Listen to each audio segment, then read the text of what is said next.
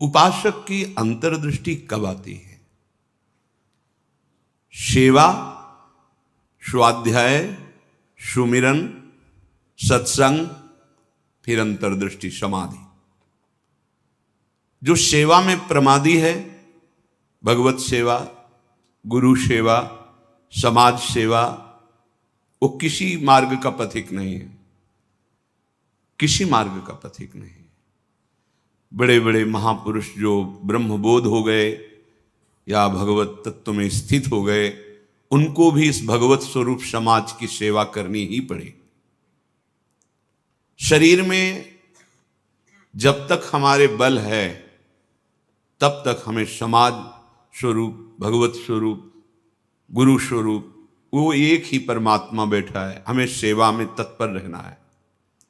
क्योंकि शरीर से बहुत जन्मों में अशुभ कर्म हुए हैं, उनका क्षय सेवा से होता है। प्रगट शरीर से जब हम सेवा करते हैं, इसका प्रभाव मन पर पड़ता है। जो हम क्रियाएं करते हैं उनका प्रभाव मन पर पड़ता है। यदि अशुभ क्रियाएं हैं तो मन गंदा संकल्प करने वाला मलिन होता चला जाएगा। शुभ क्रियाएं हैं तो थोड़ा पवित्र होता जाए। लेकिन आपकी शुभ अशुभ दोनों से परे क्रियाएं भगवत स्वरूप, तो आपका मन भगवत स्वरूप हो जाएगा। तब अंतर्दृष्टि खुलती है, एक एक इंद्रिय परम पावन हो जाती है। ये 7 बातें पूज्य श्री राधा बाबा आदेश कर रहे हैं, अंतर्दृष्टि खोलने के लिए है। साधक प्राणों की बाजी लगा करके भी इनका कभी उल्लंघन न करे तो 4 अनर्थों का अपने आप नाश हो जाता है। आगे वर्णन आएगा। प्रेम ही अंतर्दृष्टि है। प्रेम नेत्र, हरिवंश नेत्र, हिय के नयन निहार, अंतर्दृष्टि, ये एक ही शब्द के बहुत से पर्यायवाची हैं। प्रेम नेत्र कह रहे, प्रेम न बाड़ी नीपजे, प्रेम न हाट बिकाए, राजा परजा जेहि रुचे, शीस दे ले जाए। समझो, प्रेम ये बाजारू वस्तु नहीं कि खरीद लोगे पैसा देके। प्रेम ये ऐसा नहीं कि खेती बाड़ी है आप मेहनत करके इसे उपजा लोगे, नहीं। बोले चाहे राजा हो या प्रजा हो, जिसे भी प्रेम चाहिए शीस दे ले जाए। नारायण अति कठिन है, हरि मिलन की बाट, या में पग पीछे धरे, प्रथम शीस दे काट। प्रथम शीस दे काट, शीस दे ले जाए, इसका क्या भाव होता है? अहम का समर्पण, बिका हुआ मैं हूं, मेरी कोई इच्छा नहीं, मेरी कोई चाह नहीं, अब जो ही कहें करें हम सोई, और जैसा वो करते जोई जोई प्यारो करे, सोई मुझे भावे। बात हो गई। प्रेम नेत्र खुलने का अधिकारी हो गया। ये अहम ही तो नचा रहा है। ये कभी वैराग्य में बैठा लेगा, कभी तपस्या में, कभी भोगों में, कभी प्रमाद में। इसके अनुसार थोड़ी भूमिकाएं बनती हैं भक्ति की या ज्ञान की। आचार्यवाणी, गुरुवाणी, उनकी आज्ञानुसार चलने पर हृदय में भूमिकाएं जागृत होती रहती हैं। ये अहंकारी देहाभिमानी सुधरना ही नहीं चाहता, मनमानी आचरण करना चाहता है। मनमानी आचरणों से ही तो आज तक हम विमुख रहे, सुख से, शांति से, भगवदानंद से। दुख और अशांति, क्लेश और बंधन बार बार यही मन और बुद्धि तो दे रहे हैं। बिल्कुल सत्य बात कह रहा हूं, इसे केवल सुनना ही मत समझ लेना। पूज्य राधा बाबा के वचन। ये 7 आए बिना तुम चाहे प्रेम के प्रवचन कर लो, चाहे सुन लो, प्रेम तुम्हारे हृदय में जागृत नहीं होगा, अंतर्दृष्टि नहीं खुलेगी। श्रीपाद कह रहे अंतर्दृष्टि पश्य वृंदावनस्य, अंतर्दृष्टि से वृंदावन का दर्शन होता है। हमारी देखो बाहर नेत्र तो हैं पर त्रिगुणात्मिका माया के हैं। स्त्री दिखाई देती, पुरुष दिखाई देता है, जड़ दिखाई देता है, चैतन्य दिखाई देता है, अच्छा दिखाई देता है, बुरा दिखाई, ये कुछ नहीं। यहां सब चिदानंद वपु, प्रियाजू की सहचरियां और दिव्य एक पत्ते की कांति के बराबर भी महामहिम वैकुंठ नहीं है। ये वृंदावन है। वृंदावन द्युति पत्र की उपमा को कछु नाही, कोटि कोटि बैकुंठ हो तेईसम कहे न जाए। क्यों कि एक एक पत्ते और फूल में मेरी लाडली जू का प्रतिबिंब पड़ता है। पत्र प्रसून बीच प्रतिबिंब ही नख सिख प्रिया जनावे। कहां बैकुंठ में वो सुख तो सखाओं को भी अच्छा नहीं लगा बैकुंठ का। फिर नित्य प्रिया प्रीतम के अंग सेवी सहचरी भाव अलग। तो वृंदावन अंतर्दृष्टि पश्य। जब तक भगवत साक्षात्कार नहीं हो जाता तब तक बहुत सावधान। इसके बाद सावधान रहने की जरूरत ही नहीं। जैसे मन सच्चिदानंद प्रभु का स्पर्श करेगा फिर इसको विषय सेवन की स्मृति ही नहीं रह जाती। उसे उपरती अवस्था कहते हैं। एक होती त्याग अवस्था, ये साधक करता है। विषयों के प्रति आकर्षण है पर भोगूंगा नहीं क्योंकि मुझे भगवत प्राप्ति करनी है। दूसरी होती वैराग्य अवस्था, भोगों का सानिध्य है, ये भी जानते हैं कि हाँ ये भोगने में मन बुद्धि कहते हैं कि सुखद है पर नहीं, वो राग रहित हो रहा है। और एक स्थिति आती है कि भोग सामग्री सानिध्य है, ये भोगने वाली चीज इसकी स्मृति खत्म। जैसे विष्ठा देख करके भोगने की खाने की इच्छा नहीं होगी, वमन देखकर खाने की इच्छा नहीं होगी। मलवत वमनवत विश्ववत ऐसे यहां से लेके ब्रह्मलोक तक के भोगों का उसे त्याग हो जाता है, जिसे उपरति कहते हैं। भोग सामग्री है, भोगने की इच्छा ही नहीं है, ये बोध भी नहीं रहता कि ये भोगना चाहिए क्योंकि अखंड स्मृति जागृत हो गई आराध्य देव की। पहला उपासक को शांत लक्षण धारण करना है। काम आ रहा है, क्रोध आ रहा है, कोई गाली दे रहा है, विक्षेप हो रहा है, प्रतिकूलता आ रही, अपमान अनुकूलता आ रही, सम्मान। शांत का मतलब ना हर्ष न शोक, गंभीर, अंदर से गंभीर शांत। पहला लक्षण अंतर्दृष्टि खोलने के लिए। सिद्धांत में भी वर्णन शांति रव्यर्थ कालत्वम विरक्तिर्मान शून्यता। शांति, अपने प्रति कोई बार बार अपराध कर रहा है, शांत। न शरीर से दंड, न वाणी से दंड, न मन से दंड देने का संकल्प, क्योंकि सब में मेरा प्रभु विराजमान है। बिल्कुल ध्यान से बाबा ने कहा, ये बिल्कुल सत्य सत्य बात कह रहा हूं। प्राणपन से इन सातों बातों का निर्वाह करोगे तो अंतर्दृष्टि खुल जाएगी। प्रेम, यदि आप थोड़ा भी प्रमाद करेंगे तो इनको धारण नहीं कर पाएंगे। पहला ही है शांत, भाव देश में भी पहला है शांत। शांत दास्य शक्य वात्सल्य कांता सहचरी। शांत हमारे भगवान का स्वरूप है, शांताकारम, शांत। समझो, वाणी शांत, मन निसंकल्प, कोई चाह नहीं, स्थिति यहां पहुंचनी। शांत का स्वरूप ये, न शोचते न कांक्षते, समः सर्वेषु भूतेषु मद भक्तिम लभते पराम। मेरी भक्ति का परम लाभ, पराभक्ति का स्वरूप ये। कोई चाह नहीं, कोई चिंता नहीं, कोई भय नहीं, कोई शोक नहीं। ब्रह्मभूता प्रसन्नात्मा, हर समय अखंड प्रसन्नता। देखो भक्त कैसा शांत होता है। परीक्षित जी महाराज गर्भ से ही भगवान के परम प्रिय भक्त हैं। भगवान ने गर्भ में ही रक्षा की। जब ये उत्तरा जी के गर्भ में थे, अश्वस्थामा ने ब्रह्मास्त्र संधान किया। कितनी बुद्धि बिगड़ गई थी। गर्भस्थ शिशु की हत्या सबसे बड़ा पाप होता है। भ्रूण हत्या, गर्भ हत्या, ये बहुत बड़े पापों में आता है। इतना बड़ा विद्वान क्रोध के वशीभूत होकर ब्रह्मास्त्र का संधान कि पांडवों का वंश ही विनाश कर देंगे। उत्तरा ने किसी अन्य का आश्रय नहीं लिया। जैसे द्रौपदी जी से चूक हुई, पतियों का आश्रय, सभा में बैठे हुए महापुरुषों का आश्रय, भुजाओं का आश्रय, दांत का, उत्तरा ने नहीं। जे ही देखा कि जाजुल्यमान ब्रह्मास्त्र गर्भ नष्ट करने के लिए आ रहा है, हाथ उठाया और तुरंत भगवान का हे करुणा निधान गोविंद।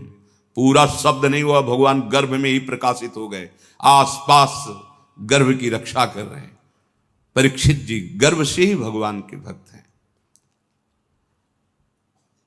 अधर्म का धन कोई भी हो बुद्धि भ्रष्ट कर देता है, बहुत इससे बचा जाता है। आप इससे समझिए अधर्म के धर्म का कितना प्रभाव होता है। जबरदस्ती बलात् राजाओं को जीत करके वैभव छीनना, यह स्वभाव था जरासंध का। संतों के मुख से सुना कि जब भीम के द्वारा भगवान ने जरासंध का वध कराया, सहदेव का तिलक किया, पर उसका वो मुकुट जिसमें बहुत से राजाओं की जीती हुई रत्न मणियां हीरे आदि थे, वो मिला के सबसे 20,000 तो कैद किए था। जैसे पशुओं की बलि देना हो, ऐसे वो बलि देने के लिए 20,000 राजाओं को। वही मुकुट एक दिन परीक्षित जी अपने मस्तक पर धारण किए। धारण करते ही शिकार खेलने का मन हुआ, चल पड़े शिकार। इतनी प्यास असह्य हो गई कि ऋषि आश्रम में गए। वो समाधिस्थ थे, अपने स्वरूप में स्थित थे। कोई है आश्रम में, मुझे बहुत प्यास लगी है। वहां तो समस्त इंद्रियां, मन बुद्धि सब चेष्टा रहित है, भगवत स्वरूप में एकदम डूबे हुए, बाहर से शांत, कोई चेष्टाएं न सुना रही न दिखा रही, कोई इंद्री काम नहीं करेगी, क्योंकि सौम्य अवस्था को प्राप्त समाधिस्थ महापुरुष। पता नहीं कैसे ऐसी बुद्धि बदल गई इतने बड़े महाभागवत की, उपेक्षा करके बाहर निकले, देखा एक मरा हुआ सर्प पड़ा था, ऐसे धनुष की नोक से उठाया और ऋषि के गले में डाल दिया।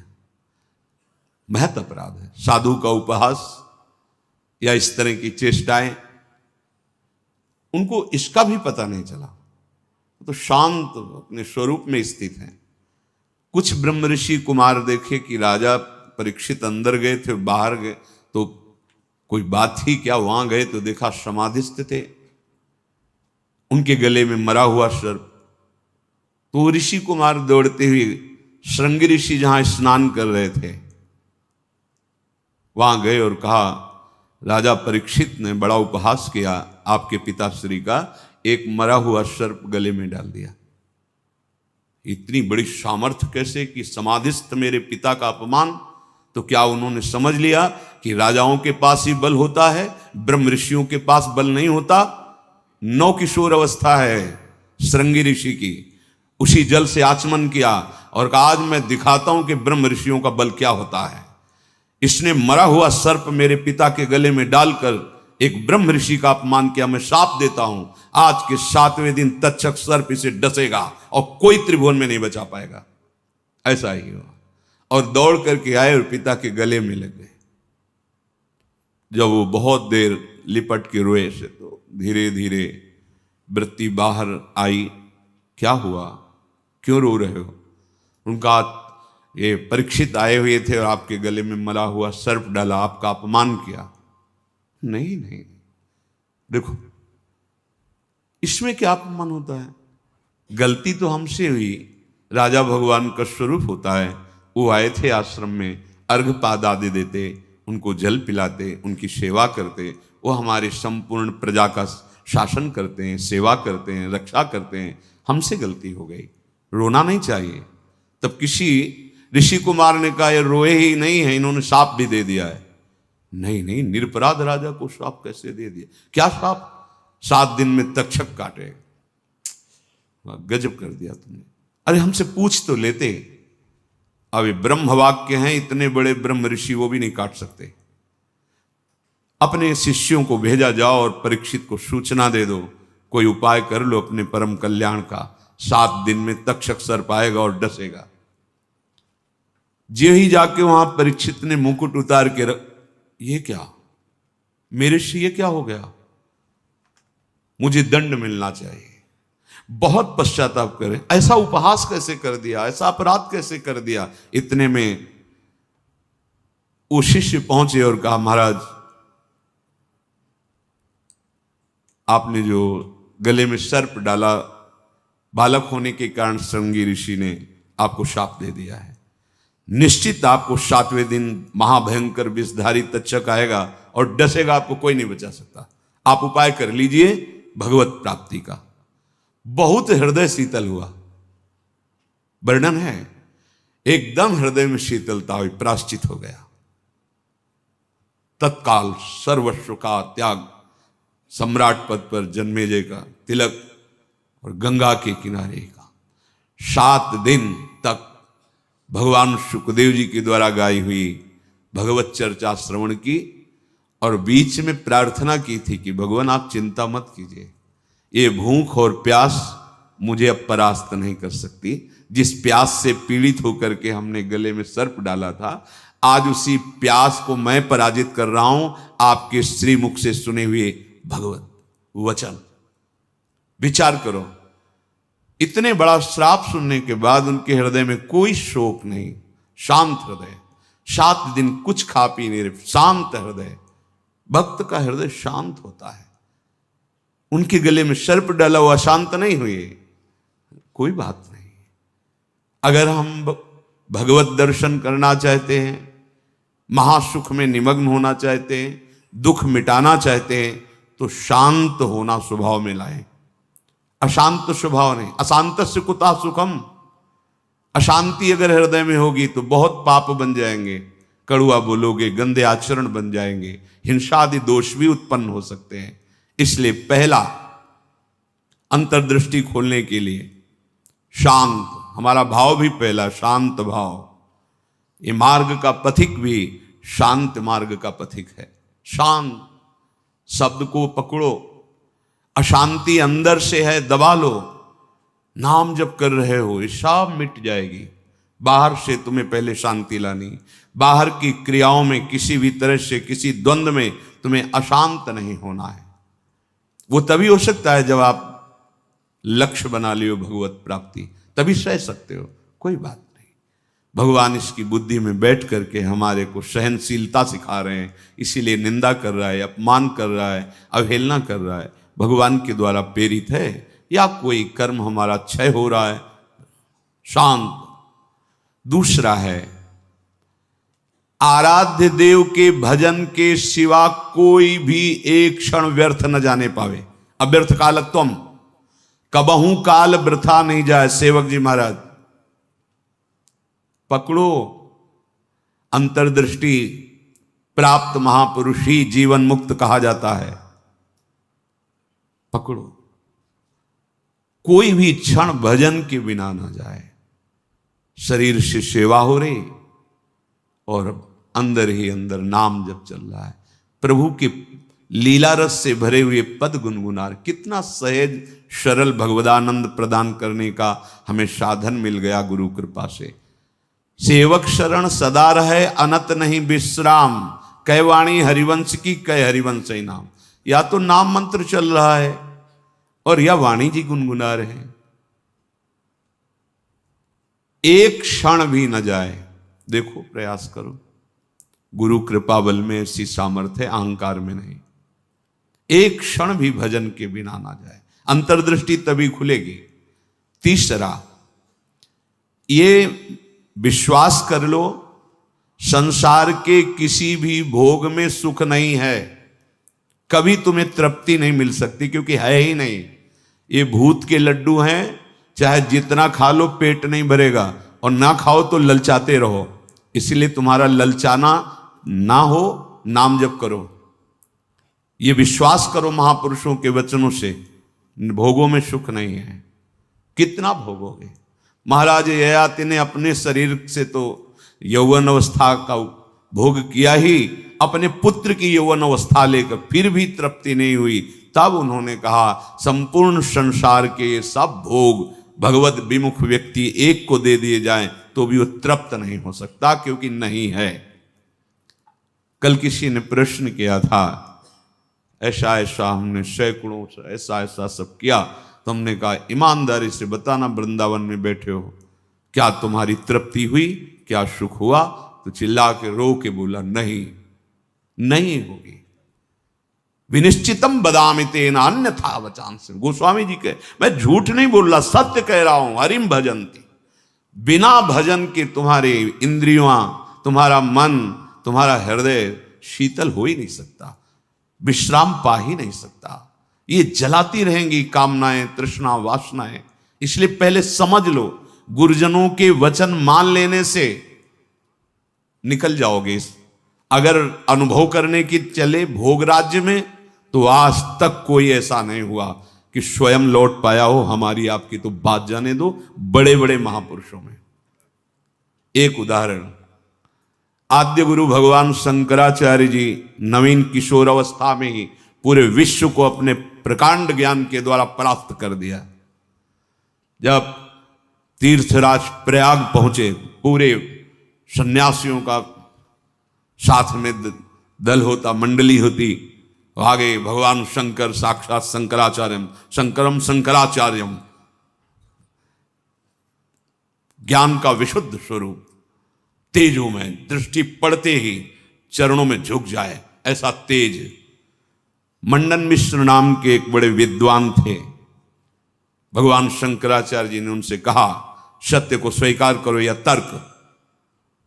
उन्होंने तर्क स्वीकार किया, पर ज्ञान समुद्र भगवान शंकर से कौन जीत सकता है, परास्त कर दिया। उनकी पत्नी बहुत विवेकवान बुद्धिमान थी, आई और प्रणाम किया और कहा, प्रभु आप संपूर्ण विजय अभी नहीं प्राप्त किए, अर्धांग तो अभी बचा हुआ मैं भी हूं, मेरे प्रश्न का उत्तर दे दो, तब हम दोनों परास्त माने जाएंगे। अभी तो आधे अंग को परास्त किया, आधा मैं हूं। बात सत्य है। बोलो, रति में स्त्री को सुख मिलता है या पुरुष को प्रधान सुख? अधिक सुख किसको मिलता है? बहुत प्रवीण थी, जानती थी, बाल योगी है, अनुभव शून्य। अगर ये कुछ बोलते हैं तो आपका अनुभव है ऐसा? क्योंकि सत्य विषय का तो अनुभव है, असत चेष्टाएं तो की ही नहीं, तो कैसे इनको अनुभव होगा? तो चुप हो जाएंगे। पूछा, मुस्कुरा दिए भगवान शंकराचार्य, समय चाहिए इसके लिए। हाँ देती हूं। एकांत हुए अपने सब संतों को लेकर और गुफा में कहा कि मैं शरीर छोड़ रहा हूं, ये सन्यासी शरीर है, महायोगी थे, मैं इसका अनुभव करके उसको बताऊंगा। आप हमारे शरीर को गुप्त रखना और ऐसी ऐसी पद्धति से सुरक्षित रखना, प्रकाशित ना होने पावे कि यह शरीर यहां है। ध्यान के द्वारा देखा कि एक राजा का शरीर छूटा है, अपना शरीर छोड़ा और वहां सौ रख करके विलाप हो रहा था। अचानक हरकत आ गई शरीर में, प्रवेश कर गए आद्य गुरु भगवान शंकराचार्य। इसके पहले अपने शिष्यों को बता गए थे, मैं वहां उस शरीर में प्रवेश कर रहा हूं और भगवान हरि की माया बड़ी प्रचंड है, कहीं ऐसा ना हो कि उस वैभव सुख में राजी हो जाए। तो एक मोह मुद्गल स्तोत्र की रचना करके दे दी थी, ये आके सभा में सुनाना तो ये सब ठीक हो जाएगा। आद्य गुरु भगवान शंकराचार्य ज्ञान समुद्र, वो कह रहे हैं कि कहीं ऐसे वैभव में, राज वैभव में बुद्धि राजी ना हो जाए, इसलिए मोह मुद्गल स्तोत्र, भज गोविंदम गोविंदम भज मूढ़मते, पूरा स्तोत्र है, ये सुनाना के राज दरबार में। जे ही हरकत हुई शरीर में, तो अब तो महान खुशी, नहीं राजा जीवित हो गए, बड़ा आनंद उत्सव मनाया गया। अब शरीर तो राजा का, लेकिन अंदर योगी, महायोगी, लौकिक चेष्टाओं का बिल्कुल ज्ञान नहीं। रानी बहुत बुद्धिमान थी, समझ गई कि राजा तो पधार गए हैं, इनके शरीर में किसी योगी का आवेश हुआ है। कोई योगी तो क्या, हमारे राजा ही तो है ना। उसने गुप्तचरों को आदेश किया, कहीं भी किसी योगी का शरीर दिखाई दे तो उसको तत्काल नष्ट कर दिया जाए। पहले ही भगवान शंकराचार्य जी ने गुप्त रख लिया था, बता दिया था सुरक्षित रखना। सारी चेष्टाएं उनको सिखाई रानी ने। वास्तविक काफी समय हो गया, शिष्य इंतजार करते रहे, भगवान शंकराचार्य जी वापस ही नहीं हुए। ये मोह मुद्गल स्तोत्र जाके कहा तो बस गा करके वो बाहर निकले। भगवान शंकराचार्य जी अंतर्धान, तो राजा का शरीर फिर ऐसे वाके फिर बताया। तो भोगों में और योग में दोनों के अनुभव करके बड़े बड़े महापुरुषों ने देखा, केवल भ्रम, कहीं कोई सुख नहीं। हम महापुरुषों के वचनों को माने, अनुभव करने के लिए ना चले।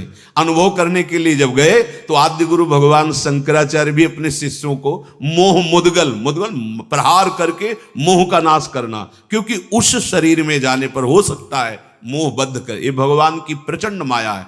तो गुरु वचनों को मान लो, शास्त्र वचनों को मान लो, अनुभव करने गए तो फिर फंस जाओगे। वो तो समर्थ भगवान है, लीला करके दिखा रहे हैं। अपने इतनी सामर्थ्य नहीं कि भोगों का अनुभव करके फिर उनका त्याग करके भगवत मार्ग में चले। जब भगवान शिव मोहिनी रूप को हृदय से लगाया, फिर आवेश हटा माया का, तब भगवान हरि ने कहा कि प्रभु केवल आप ही हैं कि मेरी माया का आकर्षण, फिर अपने स्वरूप में स्थित हो गए।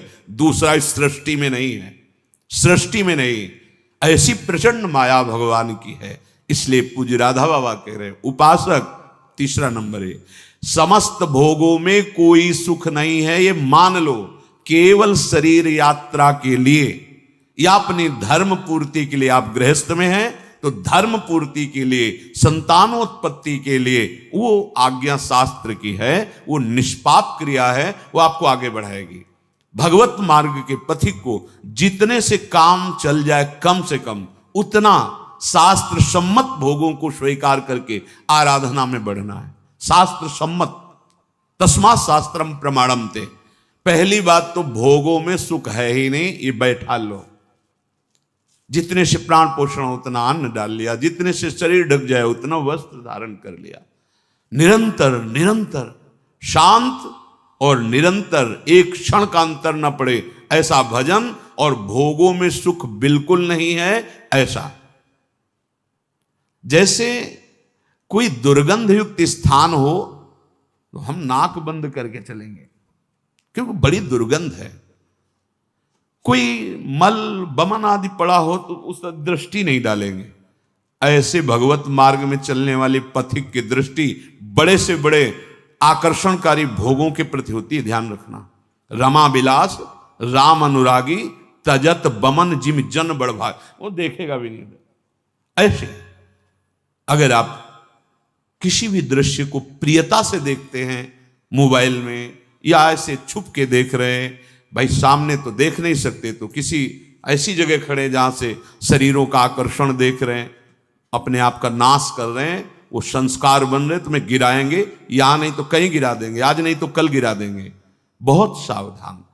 ये तीसरा है, किसी भी भोगाकर्षण से हम प्रभावित ना हो। जब दूसरा चलेगा तो तीसरा ही आ जाएगा। निरंतर भजन और ये सावधानी, निश्चित निश्चित। हमें अच्छा लगा जब उससे पूछा, वो खुद वर्णन कर रहा था ऐसा ऐसा ऐसा। हम कहा क्यों गंदी बातें सुने, पर इसलिए कि इससे लाखों लोगों का भाव शुद्ध हो सकता है। उससे पूछा तुम्हें क्या मिला, सुख मिला? तो उसने कहा नहीं, और रो पड़ा चिल्ला के। बस मान लो ये बात, इन गंदे चेष्टाओं में कभी सुख नहीं, कहीं सुख नहीं। केवल तुम मृत्यु का वर्ण कर रहे हो, अपनी जीवन को नष्ट कर रहे हो। शास्त्र सम्मत भोग वैराग्य प्रदान करके मोक्ष प्रदान करते, धर्म अर्थ काम मोक्ष। अगर आप मनमानी आचरण करेंगे, मनोरंजन करेंगे, तो आप कोई भी हो, कहीं भी हो, नष्ट हो जाएंगे। ये संत महापुरुष जन, इनकी वाणी एक जैसे मां दुलार करके डांटती है, ऐसे अनंत दुलार लेकर आपसे कह रहे हैं। आपकी निंदा करना उद्देश्य थोड़ी है, आपको अवगुणी साबित करना उद्देश्य नहीं, आपके हृदय को चोट पहुंचाना उद्देश्य नहीं, पर आपके हृदय को महान बनाना और दुर्गुणों से, दुर्विचारों से, दुष्कर्मों से मुक्त करा के महासुख में निमग्न करना, इस संतों की वाणी का पावर है, ये उसकी सामर्थ्य है। आप उससे कटु वचन न माने, उपहास या अवहेलना न माने। जैसे हम चाहे जो रोग हो डॉक्टर के सामने पेश करते हैं, ऐसे ही बड़ी कृपा है उनके ऊपर जो अपने अवगुणों को अवगुण मान रहे हैं और उनसे दूर होना चाहते हैं। ये कोई आश्चर्य में बात नहीं, क्योंकि भगवती माया बहुत बलवती है। भगवत विमुख कुछ भी करा सकती माया। जो भगवान नाम जापक वहां होश में रहती माया, क्योंकि वो स्वामी का नाम जप कर रहा है और प्रभु की शरण में है। अगर उपासक के हृदय में भोगों से घृणा नहीं आई है तो अभी उपासना का रंग नहीं, नाम जप नहीं चल रहा पक्का। हृदय की बात कहता हूं। आप देखो, एक दिन चला के नाम देखो, 24 घंटे जलन पैदा हो जाएगी अगर कोई आपसे बात करना चाहेगा। कुछ देखना, कुछ सुनना, कुछ बोलना, ये जहर लगने लगेगा आपको। देखो तो करके। अब आप मनोरंजन में लगे हो, किसी तरह समय कट रहा है, खाया पिया, मौज मस्ती, ये जीवन ऐसे व्यतीत करने लायक नहीं। बड़ा दिव्य जीवन है। मानव देह पशुवत थोड़ी आचरण करना है। दिव्य दैवी सद्गुणों से युक्त होकर आप चाहो नारायण बन सकते हो, आप साकेतपुर जा सकते हो, आप शिव स्वरूप कैलाश में जा सकते हो, आप जो भाव चाहें दिव्य भाव में। ये जन्म मरण का दुख भोगते भोगते तुम्हें ऊबना नहीं आया। एक संकट कोई निवृत्त करने के लिए मारा घूमता है, यहां चले जाएं, वहां चले जाएं, और नाम गरज रहा है हर दुखों को मिटाने के लिए। कहीं जाने की जरूरत नहीं। राम कृष्ण हरि जो नाम प्रिय, राधा राधा राधा, सर्व मंगल होता चला जाएगा। बार बार इसीलिए कह रहे हैं, नाम जपत मंगल दिशि दसहु। कहीं भी जाओगे तुम्हारा मंगल ही होगा, नाम चल रहा है। नहीं, ये भोगा शक्ति बहुत ही प्रबल है, विचार करने का अवसर नहीं देती, भ्रष्ट कर देती है। नाम चल रहा है, इसकी ताकत नहीं कि गिरा सके। चौथी बात, मन में अपने अंदर मान का बिल्कुल भी प्रभाव ना रह जाए। अंतर्दृष्टि खुलने के लिए पहला शांत, दूसरा निरंतर भजन, तीसरा भोगों में सुख नहीं है, दृढ़ बुद्धि, भोगों से घृणा। चौथी बात, अपने अंदर मान न रह जाए। अगर मान है तो परम पद में आरूढ़ होने के लिए सबसे पहला त्याग इसी का किया गया है। निर्मान मोहा जित संग दोषा। पहले मान रहित, सबहि मान प्रद आप अमानी। मान अगर है तो फिर परमार्थ मार्ग का पथिक। और संसार में मान के लिए ही सब कुछ किया जाता है, और परमार्थ मार्ग इससे उल्टा है। मान की धज्जियां उड़ा दी जाती हैं। सम्मानम कलयाति घोर गरलम, ये घोर हलाहल विष है। अगर अध्यात्म की ऊंचाई पर चढ़ना है तो सम्मान की धज्जियां उड़ा दे, अंदर से कभी स्वीकार न करे, सबके चरणों में नमन करे। वो साष्टांग कर रहा है, पंचांग कर रहा है, बलिहारी उसकी श्रद्धा है। वो सबके हृदय में विराजमान भगवान को प्रणाम कर रहा है, गुरु प्रदत्त वेश को प्रणाम कर रहा है। हम तो दास हैं उनके चरणों में। सम्मान स्वीकार करना, ऐसा अधिकार केवल भगवान को या भगवत प्राप्त महापुरुष को ये अधिकार है अपने जैसे दासों का। बस कोई प्रणाम करे तो नम्र होके प्रणाम। अगर वो कर रहा है तो गुरु प्रदत्त वेश को, हृदय में विराजमान प्रभु को कर रहा है, अपने को नहीं। अगर अपने उस मान के भोक्ता बने तो परमार्थ चल ही नहीं पाओगे, नहीं चल पाओगे, नहीं चल पाओगे। ये मान बहुत घातक जहर है। अगर सत्संग नहीं मिला, गुरु कृपा नहीं हुई, तो इसी का पोषण शुरू रहता है। वैराग्यवान होकर के भी इसी मान का पोषण होता रहता है। और परम पद में आरूढ़ होने के लिए सबसे पहला त्याग इसी का है। निर्मान अमोहा जित संग दोषा। मान रहित, ये हृदय में बैठा लिए। बहुत सूक्ष्म बंधन है ये। कभी कभी बड़े बड़े मान का त्याग मान के लिए हो जाता है।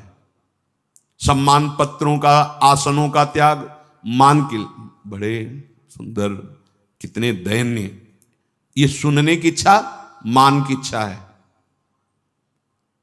अगर स्वाभाविक हमारी स्थिति मान रहित हो रही तो ये केवल गुरु कृपा से, ये पक्का। ठाकुर जी भी हृदय में बैठे हैं, कभी डांट नहीं लगाई, हृदय में ही तो है।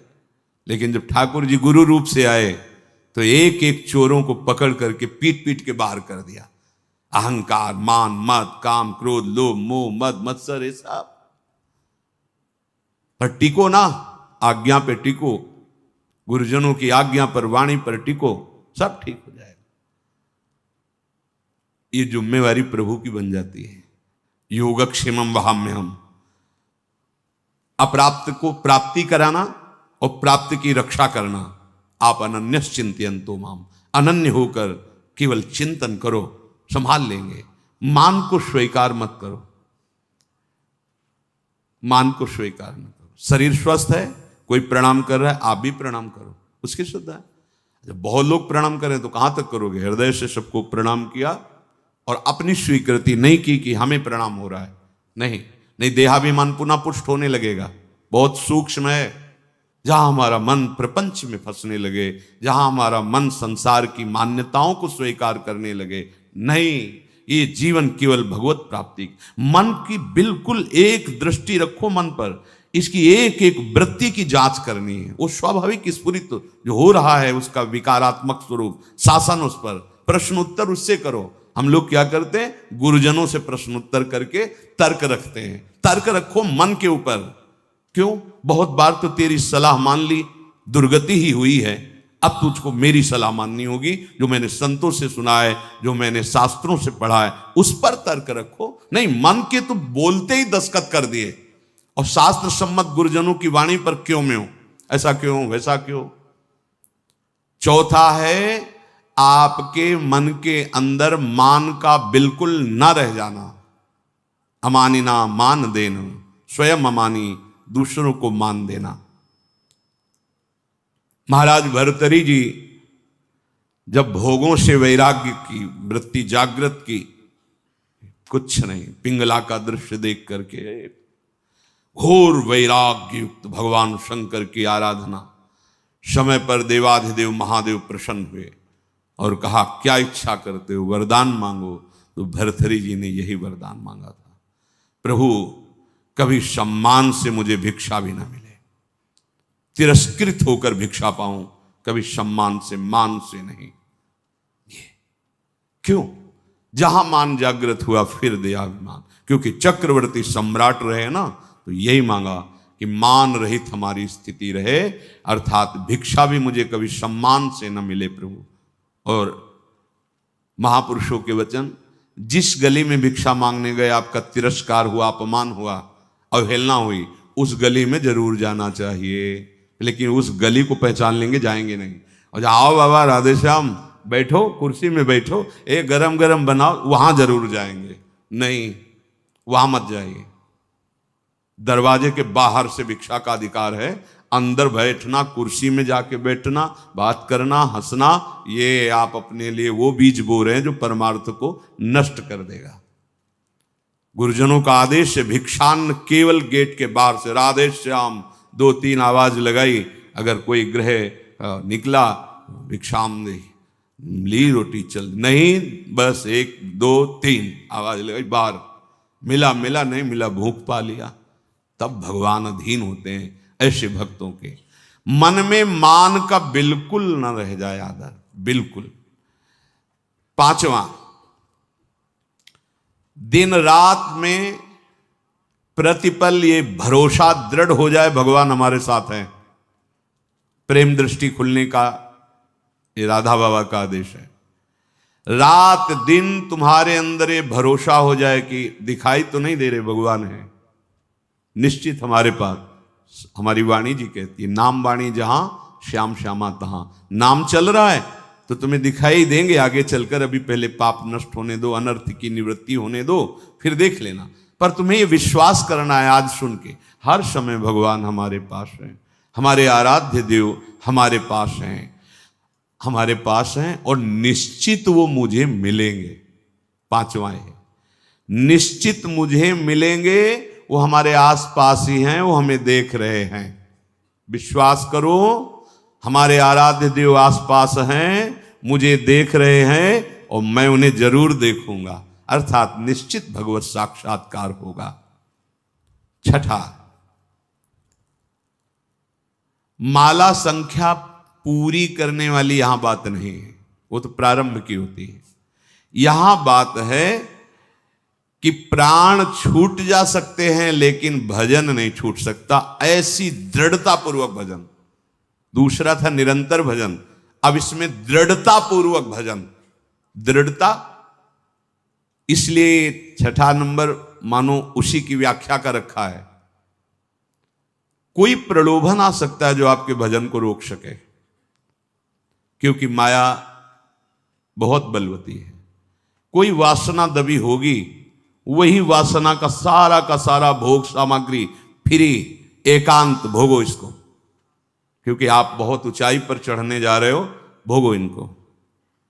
लेकिन भगवत साक्षात्कार करने वाला किसी प्रलोभन में प्रभु देखो, त्रिभुवन की राज्य लक्ष्मी देने पर भी आधे पल के लिए, याद हो गया होगा आपको, सैकड़ों बार कहा है, आधे पल के लिए भी अपने प्रभु का विस्मरण नहीं। इसे दृढ़ता कहते हैं। और भयानक से भयानक पीड़ा और कष्ट होने पर भी प्रभु का विस्मरण नहीं। देखो यहां तो जरा सा कुछ विक्षेप हो गया तो भजन ही नहीं है, भजन ही नहीं है। वैसे ही भजन ने बिना विक्षेप के, फिर शारीरिक कोई पीड़ा, कोई बहादुर आदमी वही होता है जब उसके घाव लगते हैं ना रणभूमि में, तो उसको और आवेश आता है शत्रु को मारने का। ऐसे ही उपासक होता है, बुखार है, कष्ट है, पीड़ा है, नाना प्रकार के दुख हैं, उसको और आवेश आता है, पहले से भी और अधिक नाम जप। ये जीतने का मार्ग है, हारने का नहीं। जीतो, हर विषय को रौंदो, हर विक्षेप को रौंद दो नाम बल से। भजन नहीं छूट, नहीं मन लग रहा चिल्लाओ राधा राधा राधा राधा राधा। ऐसे अगर तुम मन फंसा लेगा, जान गया कि जरा सा दुख दो भजन छोड़ देगा। नहीं, बाबा कह रहे हैं ऐसा भजन सुर, पहले तो निरंतर भजन का आदेश दिया, ऐसा भजन जिसमें इतनी दृढ़ता कि चाहे प्राण चले जाएं, संख्या वाली बात हम नहीं रह गई, चाहे प्राण छूट जाएं तो वही बात अलग। जैसे एक जगह महापुरुषों के वचन सुने थे, या तो गाढ़ नींद में हो तो तुम्हारी बात अलग, और या मृत्यु में मूर्छा में हो तो तुम्हारी बात अलग। नहीं, अगर चेतना है तो नाम नहीं छूटेगा, चेतना है तो नाम नहीं छूटने देंगे। ये थोड़े दिन तुम्हें कठिन लगता है, जहां अभ्यास हुआ मस्त हो जाओगे, देख लेना, निहाल हो जाओगे। ऐसी बातें कोई प्रयास नहीं करना पड़ेगा। जैसे पलक झपकने का प्रयास आप नहीं कर रहे, जैसे दिल धड़कने का आप प्रयास नहीं कर रहे, जैसे श्वास प्रश्वास में आप कोई प्रयास नहीं कर रहे, ऐसे। और जहां भजन शुरू हुआ तो जैसे भोजन आप करते हो पचा लीवर देता है, ऐसे नाम आप जब करो सारे दुख नष्ट कर देगा, नाम पचा देगा, सारे कर्मों को भस्म कर देगा। दृढ़ता, अभी हमारे अंदर दृढ़ता नहीं, थोड़ा सा व्यवहार, थोड़ा सा सम्मान, थोड़ी सी प्रतिकूलता, अपमान भजन छुड़वा देगा। देख लो, ऐसी दृढ़ता की प्राण निकलने की भी बात हो तो राधा राधा राधा, नाम नहीं छूट सकता। सातवां, जहां भगवान की लीलाएं हुई उनमें अत्यंत आसक्ति हो जाना।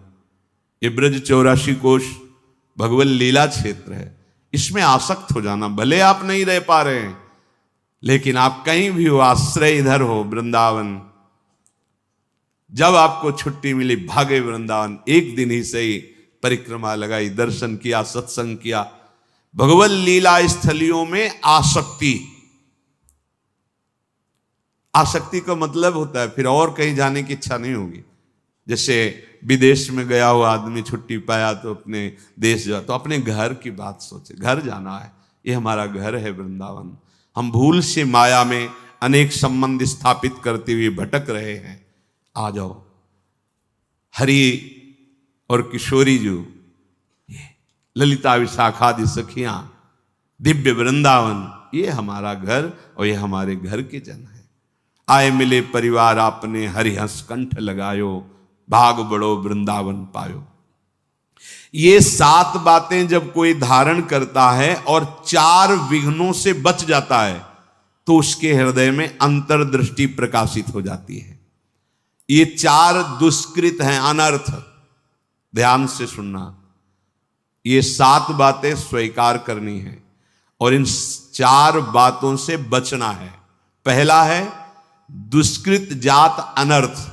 पूज्य श्री राधा बाबा, पूर्व जीवन में जो हमसे पाप हुए हैं, बड़े बड़े बुरे कर्म हुए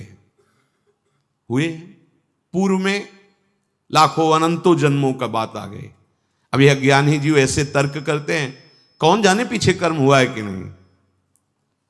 अभी नया बच्चा जो प्रकट हुआ वो किसी विद्यालय में तो नहीं गया कि शिक्षा दी गई हो, आप ऐसे करो वो भयभीत हो जाए, मतलब जानता है भय का क्षेत्र है। मां जब दुग्ध तो पीने लगता है, इसका मतलब ये पूर्वाभ्यासी है इसका, दुलार करो, ऐसे पुचकारो, वो किलौरे। इसका मतलब है, जानता है इसे प्यार कहते हैं और ये इसको प्रहार कहते हैं। वो बड़ा पुरातन है, कपड़ा नया बदला हुआ है, अभी जीव नया है। कर्म भोग जब होते हैं, कई प्रश्न करते हैं कि अभी तो 10 वर्ष का बालक था, उसने इतना बड़ा पाप क्या किया, ऐसा। तुम क्या जानते हो? कपड़ा 10 वर्ष का है, लेकिन पहनने वाला बहुत पुरातन है। वो भगवान का अंश है, न जाने कितने शरीरों का त्याग करते हुए पाप कर्म किए, तो वो उसको दंड मिल रहा है। महापुरुषों के वचन, ये अज्ञानी जनों के ऐसे तर्क होते, कैसे उनको समझाए। कह रहे हैं कि जो तुमने पूर्व जीवनों में पाप कर्म किए हैं, अब तुम भजन में लग रहे हो, तुम्हारा अंतिम जन्म का निर्णय है कि मैं भगवत प्राप्त हो जाऊं, अब वहां से हिसाब फटाफट होगा। वो संस्कार मन पे आएंगे, तन पे आएंगे, शांत नाम जप बढ़ाते जाओ। जो भोग जितना, वो बहुत कम करके भोगवा रहे हैं भगवान, बहुत कम करके। अगर तुम्हें अपने सारे कर्मों का भोग भोगना पड़े तो हजारों करोड़ों जन्म बार बार लो और बार बार भोगो, तो भी निपटना मुश्किल हो जाएगा, इतना स्टॉक है। अब इसी जन्म में थोड़ा थोड़ा करके भुगा करके अपने पास बुला लेते हैं। अत्यंत कृपा है। जो भी दुष्कृत जात अनर्थ तुम्हारे जीवन में आएगा, 2 प्रकार से, एक दंड रूप से आएगा और एक आएगा पाप कर्म कराने की प्रेरणा रूप से। ध्यान दीजिए, एक को तो भोग लेना है, दंड को। दूसरा आएगा मन में बैठ करके पाप कर्म कराने की प्रेरणा देगा, पाप कर्म कराने की सुविधा देगा। अगर दूसरे को भोग लिया तो आगे फिर योनि बनने का, किसी योनि में जाने का आपने हिसाब तैयार कर लिया। समझ लीजिए, धर्म पूर्वक भोग स्वीकार की आज्ञा है। अधर्म पूर्वक जो हमारे कृत्य हुए हैं, वो 2 प्रकार का प्रभाव डालेंगे। पूज्य श्री राधा बाबा कह रहे, एक तो ये दंड रूप से, जैसे कोई रोग आ जाना, कोई अपमानित कर रहा है, कोई निंदा कर रहा है, आदि आदि, बड़ा तिरस्कार हो रहा, शांत तुम्हारे पाप नष्ट हो रहे। एक आता है मन में, ये अंतर का है, इतनी गंदी वासना और उसी वासना के अनुसार सुविधा, वही भोग तुम्हें मिलेगा जो तुम्हारे अंदर वासना बढ़ी हुई है। बिल्कुल नहीं, अगर त्रुटि कर दी गए, ये भारी अनर्थ पैदा कर दे। प्रायः चलन चलन सब कोई कहे, बिरला पहुंचे कोई, एक कंचन एक कामनी दुर्लभ घाटी दोए। बहुत सावधान। ये बार बार आपको भजन करते समय बुरे कर्मों की स्फुरणा बुराई की तरफ घसीटेगी। 1 मिनट के लिए इससे छोड़ दो, नाम जप साधन सब चलो, 1 मिनट बस हो स्फुरणा स्वरूप संसार की। बड़ा गजब है, 1 मिनट के लिए भी से चैन नहीं है। जरा सा छूट पाई, भागा संसार में, कोई न कोई पूर्व देखे हुए दृश्य, सोची हुई बातें सामने लगे। इसको अवसर, तभी इसलिए दृढ़ता पूर्वक भजन, पूरा ध्यान रहे इस पहले अनर्थ से हटने के लिए। अगर हमें शारीरिक कोई दुख मिल रहा है, बाहरी व्यवहारिक दुख मिल रहा है, मुझे भगवान से प्रश्न नहीं करना, वो सर्वज्ञ हैं। उन्होंने जानबूझ करके हमारे कर्मों का नाश करने के लिए ये विधान रचा है। मस्ती में भोग लो। आप कहोगे दुख मस्ती, हाँ, मस्ती तो उसी को कहते हैं जो निंदा अपमान तिरस्कार और दुख को सह के निकल जाए, उसे मस्ती कहते हैं। मूर्खता को मस्ती थोड़ी कहते हैं। कि आप मदिरा पिए हो, दंडता कर रहे हो, पापाचरण, बोले बहुत मौज और मस्ती है, ये बहुत हिसाब गहरा पड़ेगा, सह नहीं पाओगे। मस्ती तो उसी को कहते हैं। भारी से भारी अपमान तिरस्कार दुख सह गए और निकल गए, भगवत मार्ग में आगे बढ़ गए, बलिहारी उस चरणों की, उस महात्मा की, उस साधक की, जो ऐसे उसे मस्त कहते हैं। वाह वाह रे फकीरा वाह जी, धन्य है तू, निकल गया माया को रौंद के। तो फकीर का मतलब केवल वेश से नहीं है, अंतर से है। सबको भगवत प्राप्ति करने का अधिकार है, सब महात्मा हो सकते हैं, चाहे जिस वेश में हो, बस आचरणों को सुधार करके स्थिति को लाओ। स्थिति प्रज्ञ को महात्मा कहते हैं।